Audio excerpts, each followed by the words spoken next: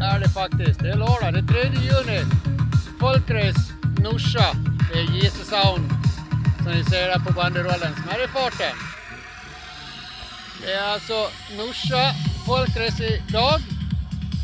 Och ska se om vi kan justera om lite grann så. Så köra ljudet här. Det är ett gudomligt väder. Vi tar och snurrar lite så här så vi får se. Det är ett riktigt fåglarna kvittra. Så ja, det är ett 60-tal startande. Vi är här och köra ljud. Som jag har gjort i några år nu.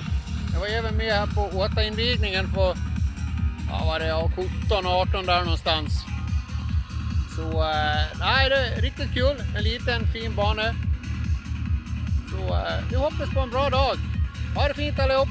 Hej!